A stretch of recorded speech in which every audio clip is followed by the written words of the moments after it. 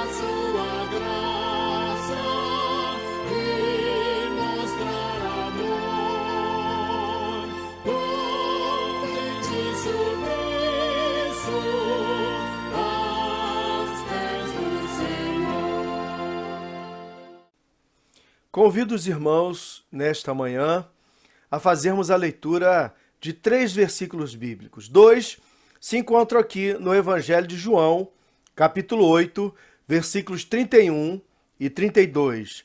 Evangelho de João, capítulo 8, versículos 31 e 32, que nos dizem assim: Disse, pois, Jesus aos judeus que haviam crido nele: Se vós permanecerdes na minha palavra, sois verdadeiramente meus discípulos, e conhecereis a verdade vos libertará.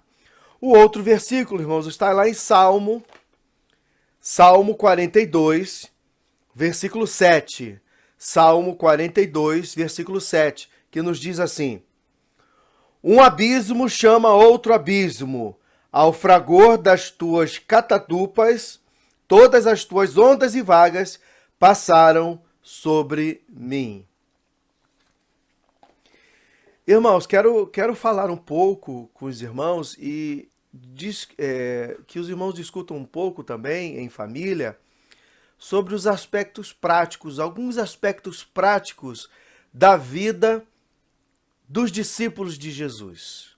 Você, eu, todos aqueles que são os discípulos, são chamados pelo Senhor, vocacionados por Ele, e se dedicam a esse chamado e se tornam discípulos.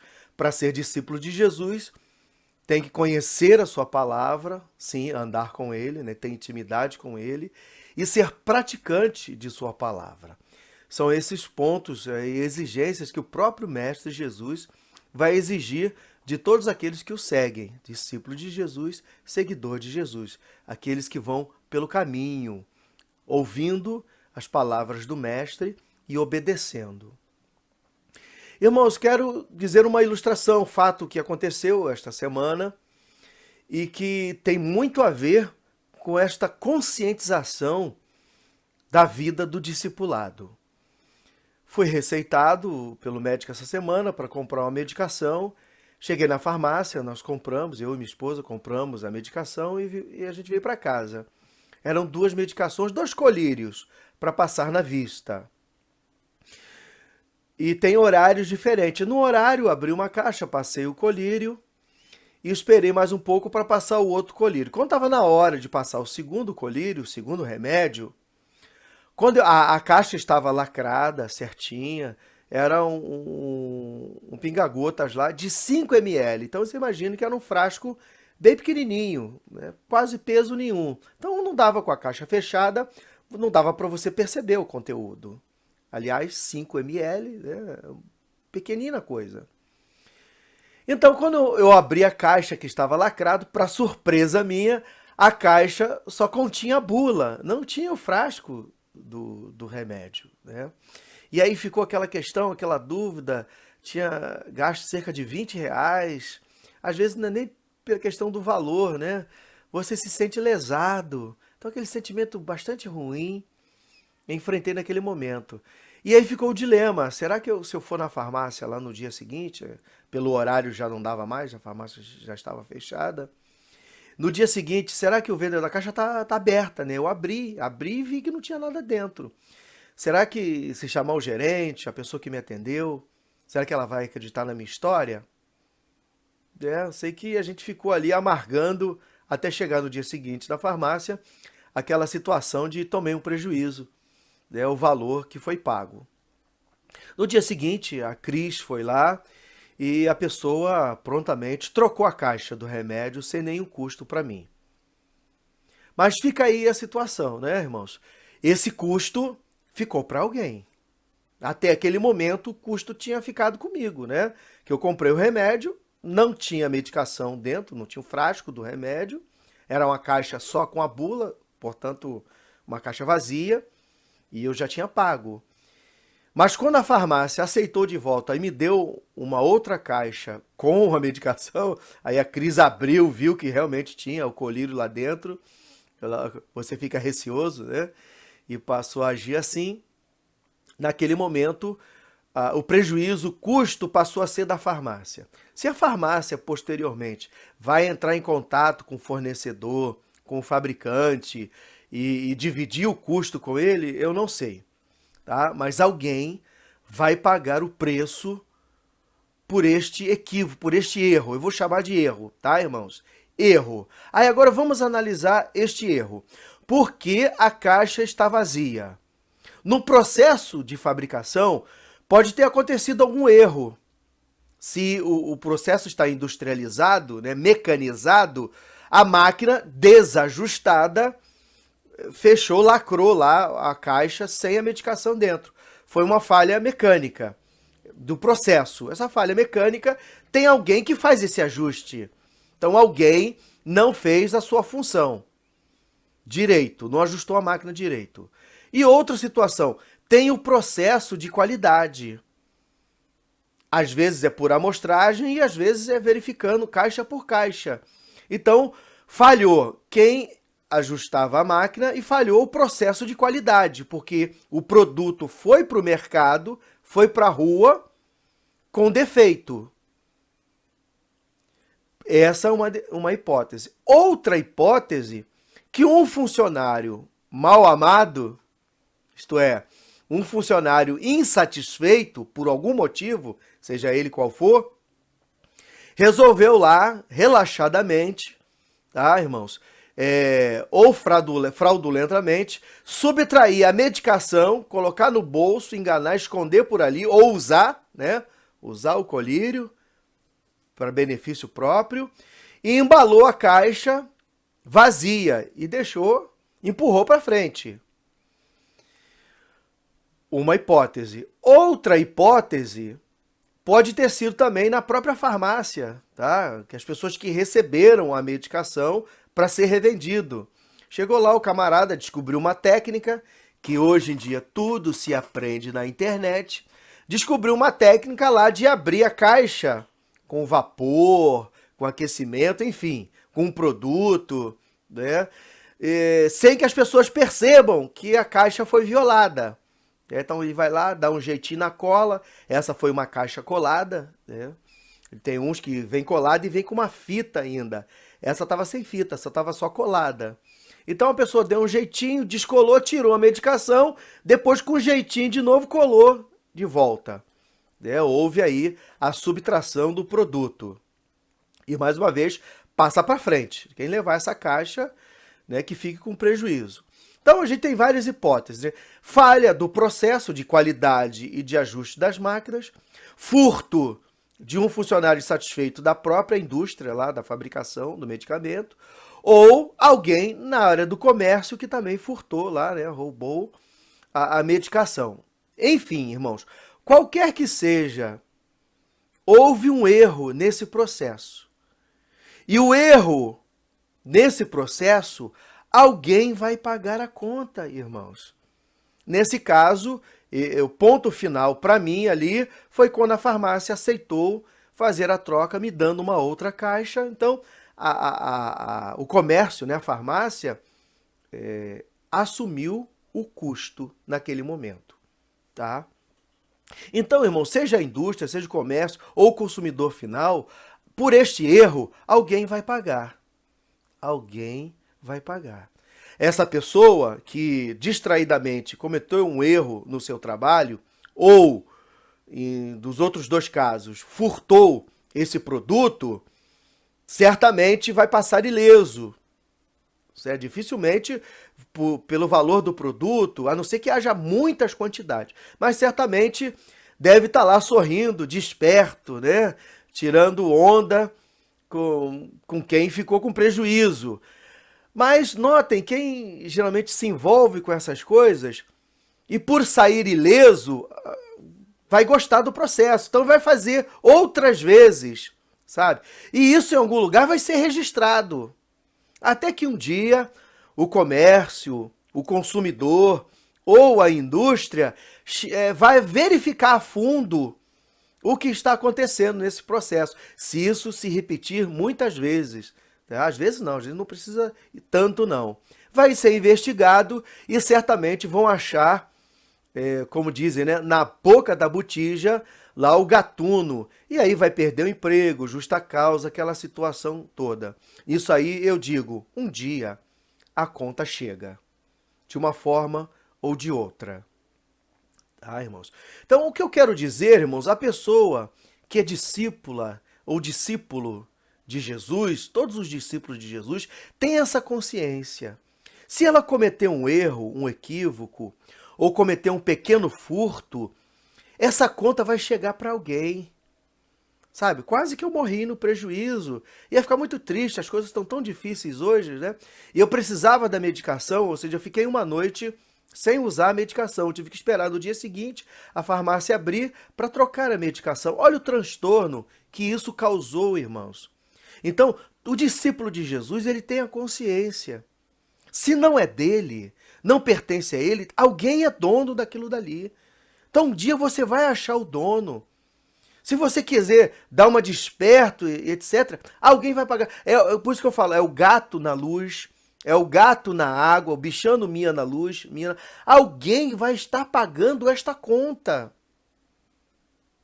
No mercado, os furtos que acontecem no mercado, sabe? Esse custo dessas perdas. Tem até uma vez eu fui numa farmácia lá, tava o camarada escrito assim nas costas dele, né? Prevenção de perdas. Então, todo o comércio investe na prevenção dessas perdas, desses pequenos furtos, esses pequenos delitos. E outra coisa, além de investir, o custo que ficar, ele é jogado automaticamente no preço. Então, quando você, que é honesto, compra uma mercadoria, está pagando o preço embutidamente do percentual de prejuízo que o comércio tem. Olha, o comércio, geralmente, quando não consegue negociar essa perda com o fornecedor ou com a indústria, eles repassam esse preço pulverizando no preço de outros produtos. Então, alguém está pagando esta conta. Assim, a luz, energia, o gato net também, internet, coisas assim desse tipo. Então, o discípulo de Jesus tem esta consciência, irmãos. Agora, irmãos, quero falar sobre os dois textos que destacamos. O primeiro texto aqui do Evangelho de João, tá? Os versículos 31 e 32. Nessa passagem aqui, Jesus está defendendo a sua missão e a sua autoridade. Aqueles que queriam colocar Jesus em xeque estavam colocando em dúvida a autoridade de Jesus. Então ele está falando a sua relação com o Pai, que foi enviado por ele, tá? Tirando as dúvidas. E muitas pessoas, lá pelo versículo 30, né? Vai dizer que muitas pessoas acreditaram nas palavras de Jesus. E aí tem o versículo 31 e 32 que falamos, né? Se vocês permanecerem na minha palavras, sois verdadeiramente meus discípulos. E aí ele diz o versículo 32, e conhecereis a verdade, e a verdade vos libertará. Esta verdade aqui, que Jesus está se referindo, é a minha palavra, o que ele tinha acabado de dizer. Se vocês permanecerem na minha palavra, isto é, tudo que eu tenho vos ensinado, o evangelho, as boas novas, Jesus veio do céu, Jesus veio do Pai e começou a nos ensinar sobre o reino dos céus. O que era o reino dos céus, para quem era, quem vai fazer parte. Então, todos esses ensinamentos e o comportamento de quem pertence a este reino, o comportamento que as pessoas deveriam seguir.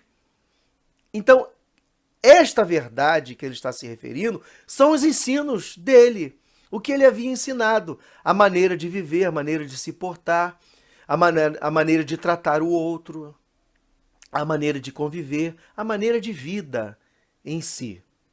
Então, esta é a verdade que as pessoas devem, o amor, viver no amor, é a verdade que vai libertar as pessoas, libertar dos grilhões do pecado, da morte, sabe? E a verdade liberta, é o contrário da mentira.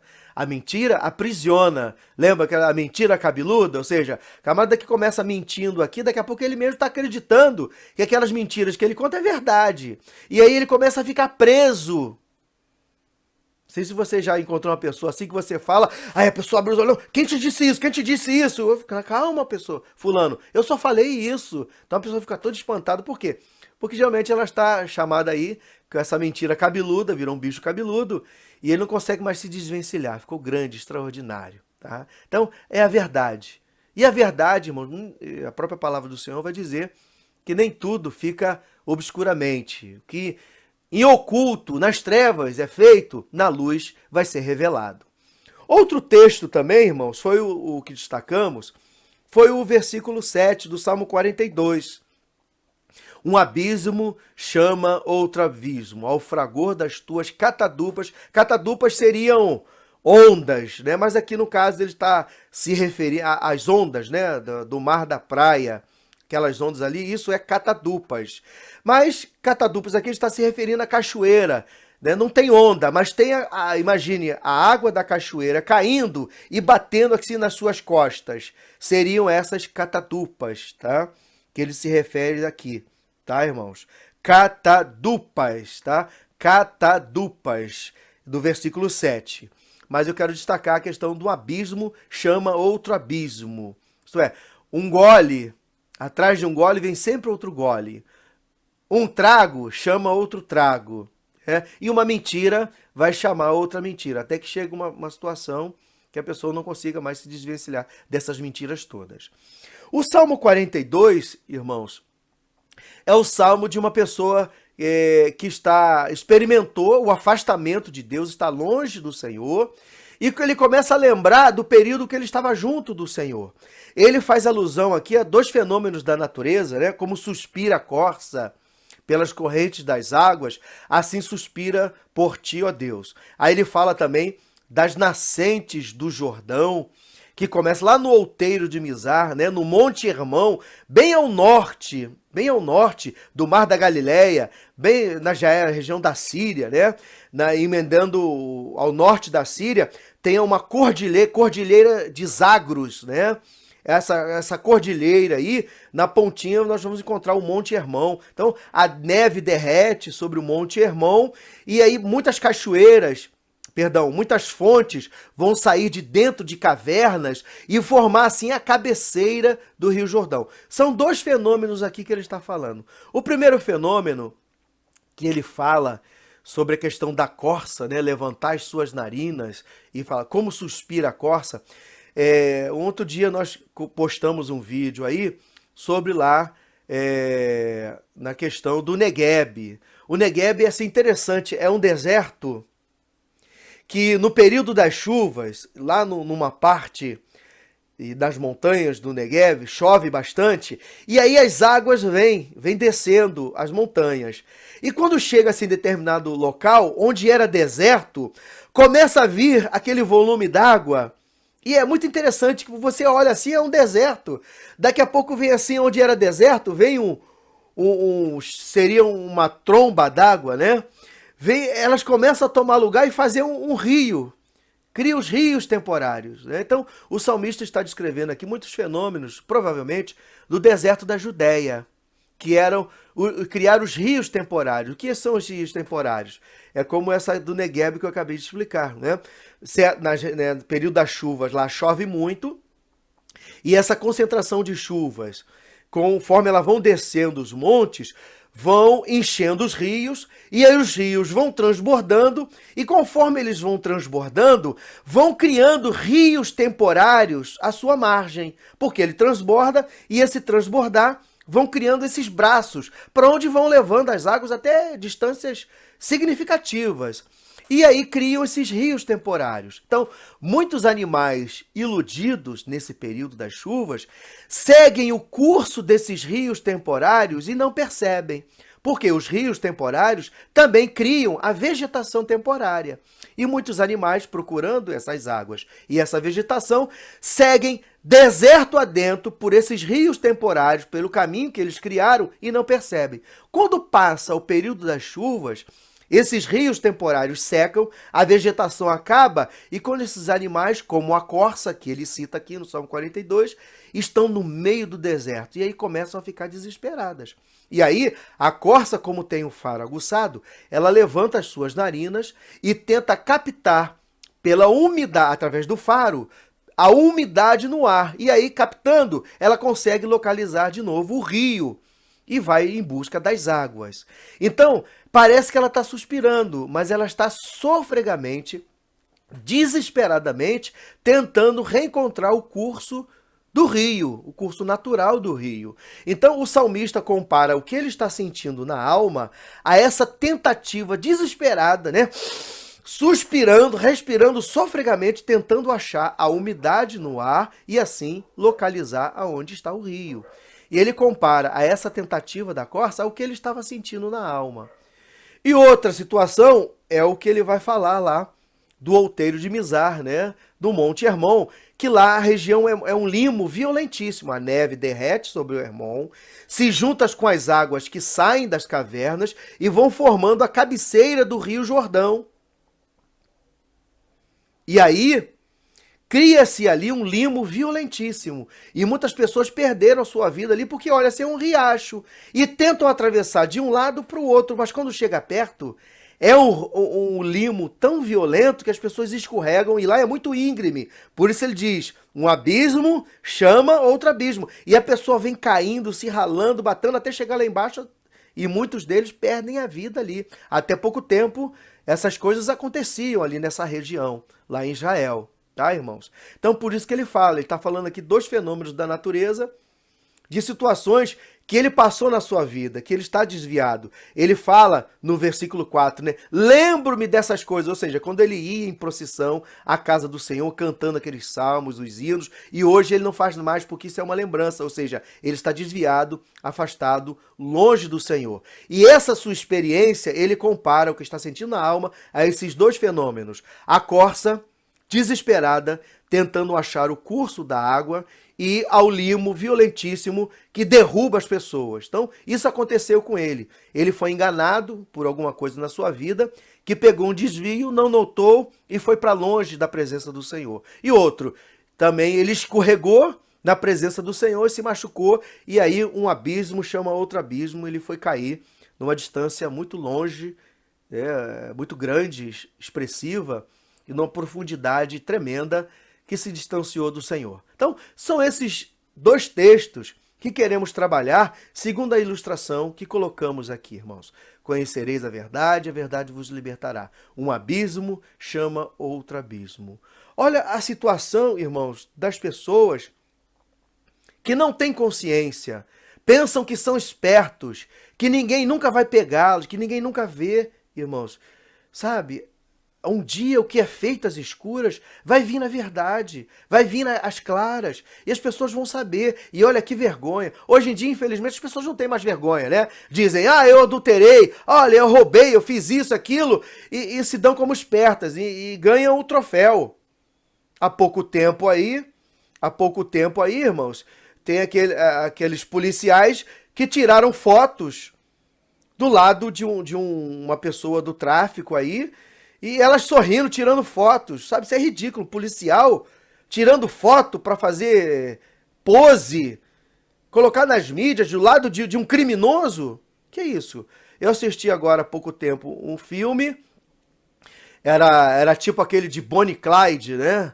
Bonnie e Clyde, dois assassinos nos Estados Unidos que eram como celebridades, tá? O filme contava parte dessa história de Bonnie e Clyde, mas falava de um outro gangster nos Estados Unidos.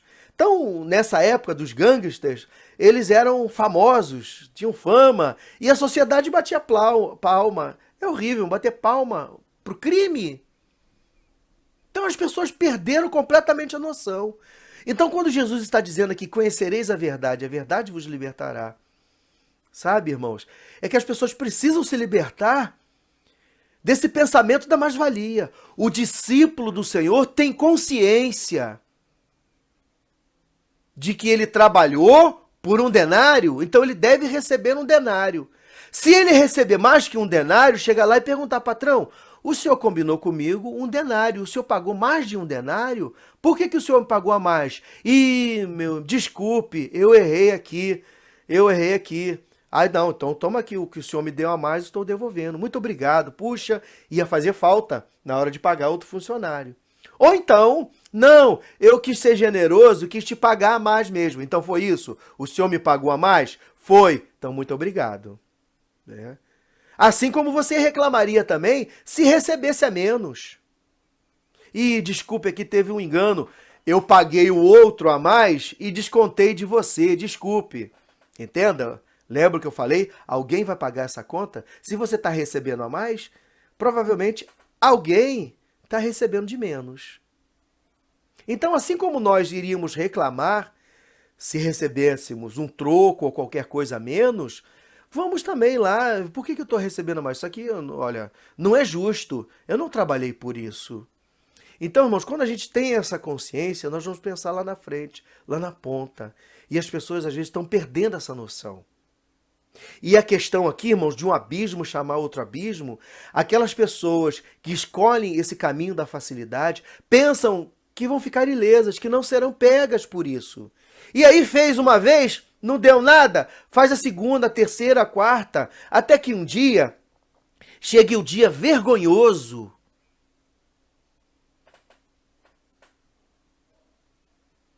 da pessoa ser exposta. E aí a verdade vira à tona. E aí vai ser uma vergonha tremenda, difícil, né? Então, irmãos, a gente, como discípulo de Jesus, um abismo chama outro abismo e conhecereis a verdade, e a verdade vos libertará. Os discípulos de Jesus não perdem a consciência nas suas vidas. O que é certo fazer nas minhas finanças? O que é certo fazer na minha família? O que é certo fazer no meu trabalho? Lembre-se, às vezes pode ser até motivos justos, motivos bons. Por exemplo, tem pessoas que no horário de trabalho resolvem ler a Bíblia, orar, fazer culto. Fazer culto. Ora, você não é pago para isso. A não ser que o teu chefe, aquele que te contratou, fale assim, não, vamos fazer um momento aqui que eu confio muito em Deus. Então eu vou parar 15 minutos de manhã e de tarde para todos os crentes virem aqui, lerem a Bíblia e fazerem uma oração. Tem gente que gosta, que apoia isso. Então, se você combinou com o teu patrão, faça. Agora, se você não combinou com o seu patrão, até ler a Bíblia, orar, é uma causa nobre. E importante, importantíssimo. Mas se você fizer da forma correta, tá? Se você for pago para trabalhar naquele horário, você esteja trabalhando naquele horário. Ah, já acabou já acabou a minha tarefa, já terminei. Então você vai, ajude o teu colega, vai teu chefe, ó, terminei aqui. Você tem alguma coisa a mais para fazer aqui?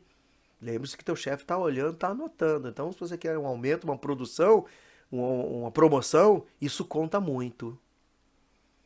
Mas não parar para fazer certas coisas, aquilo que você não é pago, tá? Às vezes o motivo é nobre, mas os meios que utilizamos não é tão nobre assim. Por isso que nem tudo que é legal é moral. Então a gente tem que prestar atenção nessas coisas, porque os discípulos de Jesus têm consciência, onde eles estiverem, na escola, sabe? Quem cola não sai da escola. Então, a cola que a pessoa faz, ela não está enganando o professor. Está enganando a si. Está enganando o papai e a mamãe que estão investindo nele para ele estudar. Aí ele finge que estuda, aí na hora da prova tira a cola. E na forma de tirar cola, além de ser uma deslealdade, é um desrespeito ao professor, ao profissional que está ali, se dedicou, buscou o melhor meio, o melhor método para te ensinar. Ah, se o professor está fazendo a coisa fraudulentamente, relaxadamente, reivindica pelos canais legais. Fala com seus pais em casa, com seus pais para falar com os coordenadores, com os diretores ou com o próprio professor. Quantas vezes eu já passei em situações que o professor estava deixando a desejar e aí os alunos reivindicaram, falaram com ele mesmo. Aí o professor mudou o método, mudou da água para o vinho. Agora imagine se os alunos começassem a... Ele finge que dá aula, então a gente finge que está prestando atenção, que aprende também. Aí começar a levar de qualquer jeito, não. Então, que profissional você será amanhã? Então, um discípulo de Jesus pensa nisso. Reivindica seus direitos pelos canais certos, pelos canais legais. Então, é isso que é conhecer a verdade vos libertará. Quem passa cola não está ajudando. E quem cola, aqui dentro dos centros acadêmicos, né, na escola, esse exemplo que eu estou pegando agora nesse momento, não está se ajudando, está sendo desleal com ele mesmo, com os pais que estão pagando, às vezes pagam duas vezes, né? Porque pagam os impostos e pagam um colégio particular. Então, papai e mamãe estão suando ali e você colando na escola. Por isso eu não acho justo, não acho certo e acho que as pessoas têm que estudar mais, que aí ele vai fazer dignamente uma boa prova. Então os discípulos de Jesus têm a consciência de que aquilo é errado e não vão fazer. Não porque, não tem ninguém vendo. Não, não se trata disso. É não fazer porque é errado. O erro não pode ser minimizado. O pecado não pode deixar de ser pecado na sua vida. Ele vai continuar sempre pecado. Senão, olha aí, um abismo chama outro abismo. Então, papai e mamãe, converse com os seus filhos o que é levar uma vida de discípulo diante do Senhor, o que é optar pela verdade, ser honesto, justo, competente. Converse sobre isso ao longo dessa semana, meu irmão e minha irmã, sobre esses dois versículos, enfim, sobre o Salmo 42 todo, sobre o Evangelho de João 8 todo. Fica aí as dicas para nós falarmos sobre uma vida do verdadeiro discípulo. Sabe? O verdadeiro discípulo não compactua com isso, não tem ninguém vendo, então vamos lá. Não, o discípulo não importa. Primeiro, já tem eu, já tem você e o próprio Deus, então já são 3 pessoas que estão vendo. Não se trate de estar oculto e ninguém está vendo, não se trate disso. Se trata que é errado e não devo fazer. Se eu fizer isso aqui não vai prejudicar ninguém e eu vou me dar bem. Não se trata de se dar bem e não prejudicar ninguém, não se trata disso. Se trata, é erro, não vou fazer. Não vou seguir esse caminho. É o que Jesus está dizendo.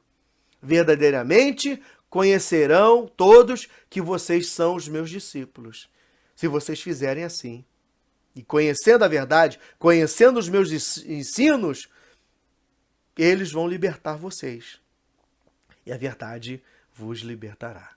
Lembre-se disso, que ajude a vocês nesse caminhar na vida de discípulo e que cada vez mais vocês estejam na presença do Senhor.